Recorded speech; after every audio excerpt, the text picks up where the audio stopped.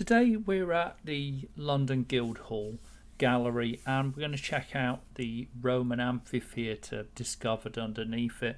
The Guildhall itself is next door, dates back to the 12th century, although the existing building is from the 15th century, and obviously this site has been settled since Roman times when there was an amphitheatre here.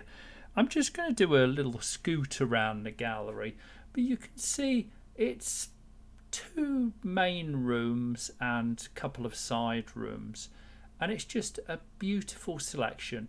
I loved these seasons, the summer, spring, winter, autumn.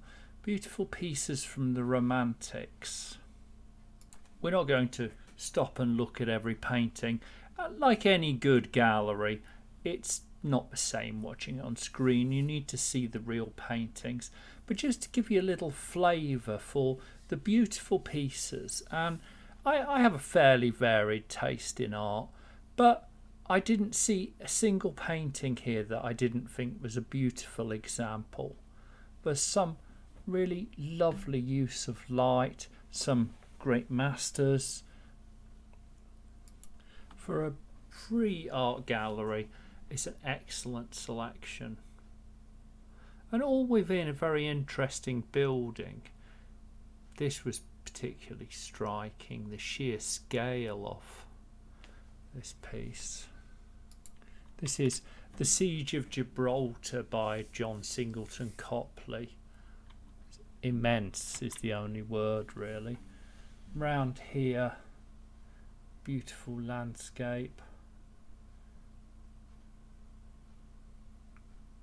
Quaint painting. I missed the one up there. It's the flooding of the Nile. And round here, Queen Anne and King George. A very pretty painting from Victorian era. Quite a striking piece. And these are just gorgeous.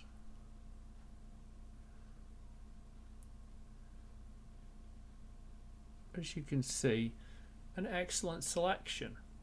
Well worth a visit if you like art, particularly if you like a small amount of art. I love a National Gallery, but the National Gallery can be rather exhausting when you've been round every room.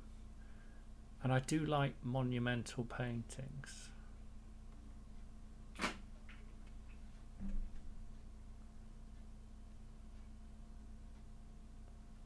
Also, sculpture wise, they have this lovely sculpture of Hamlet.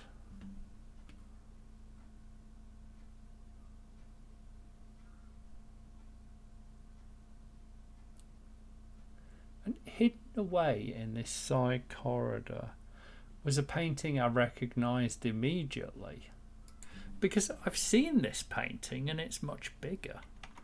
It's The Execution of Lady Jane Grey by Paul de la Roche, and it's very suitable that this preparatory version is here, because Lady Jane Grey was actually executed at the Guildhall, or on this site. The Shakespearean scene, a lot of, reminds me of Byron and Wordsworth, a lot of these paintings. Beautiful sculpture of Chaucer.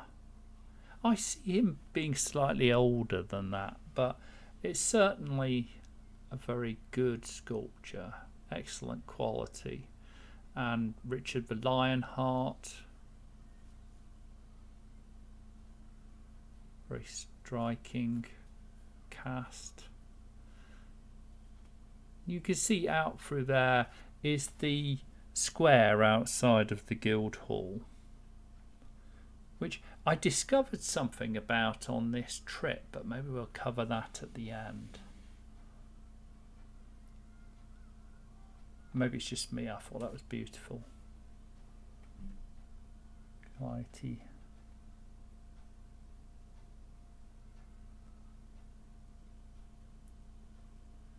And some lovely paintings here. And then downstairs is yet more. It's much more modern, and I have to confess, as a rule, post-impressionist, my taste declines, so I'm not as into modern art. I love impressionism. Once it starts getting to Picasso and more recent, not to my taste so much, gets a little bit too detached for me. But now this room, all very classical, romantic, beautiful imaginings. I loved this painting, which I didn't hold the camera up high enough. La Lune, absolutely gorgeous painting.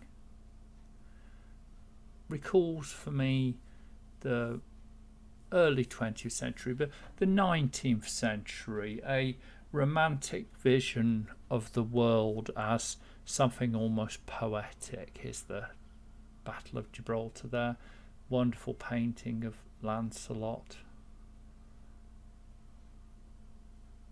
And here, lovely little works. I did like this section. But having seen Lady Jane Grey and being surprised to find that here, I was shocked to find one of the most recognisable constables. But here, beautiful paintings from a time gone by. And there reminds me almost of Moore's Majolica, those beautiful patterns on the wall.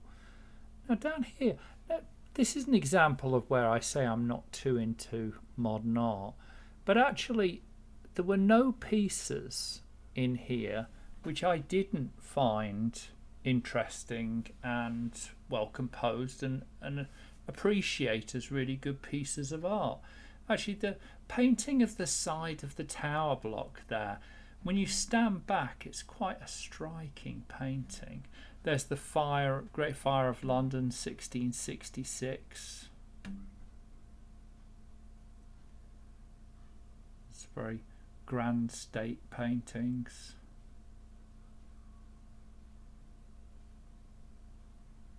Tower of London. Beautiful view of London, St Paul's. Blackfriars Bridge, but from the 1760s. Very beautiful piece. Now we're going to head downstairs in a second to the Amphitheatre, but before we do, this corner, I couldn't believe that the Guildhall has this painting. I've seen it so many times. I've even been to Salisbury, and when I was at the cathedral I was trying to charm the staff into telling me where I could go to take a photo of that angle, and it's long gone. They're private water meadows, you can't gain access, was what I was told. So constables, Salisbury Cathedral from the water meadow. Downstairs here is an amphitheatre. So this is Roman amphitheatre. Now in many ways it's quite small, and you might be unimpressed because it is just at most about knee high. But go to Cirencester, Silchester, most of the amphitheatres you see, you know they're an amphitheatre because the piles of earth, not actually much brickwork. I think the best amphitheatre I've seen is in Wales at Caerleon Cwent. They had a amphitheatre which was very complete. But as a rule, when you see an amphitheatre, if you're not an archaeologist, you have to take the benefit of a doubt of the archaeologists. You can see the form, but here you can see the walls. The walls remain. These, I would have liked a bit more explanation. My interpretation of this was that it was a drainage ditch. The Romans were very into their engineering. When they built something, they built it properly. And I believe that's lead pipes for taking away the water. But you can see the structure. You can make out where the gateway is, the entrance to the arena, the form and shape of the arena. And to find this hidden away under central London's real charm. And to be able to film here, about a mile from here underneath the Bloomberg building is the Temple of Mithras, the Mithraeum, and it's very slightly more complete than this. But you're not allowed to film, and it's kept in very dark conditions, so really worth a visit that. And back on the ground floor, some fascinating documents about the history of the Guildhall. It's actually where the City of London Corporation, legally the Mayor, a Commonalty, and citizens of the City of London are based, the local authority for the City of London. And there are documents incorporating its predecessors going back many centuries. Actually, in the Anglo-Saxon period, there was consultation between London's rulers and citizens at what was called the folk moot, which would have occurred around here, but obviously there's nothing left of it. Even the Magna Carta says the City of London shall have and enjoy its ancient liberties. And the City of London Corporation's been granted these special privileges since the Norman Conquest at least.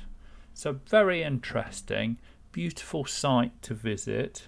Please do like and subscribe, and join us next week when we'll be visiting another museum, or on Saturday we'll be visiting a historic site.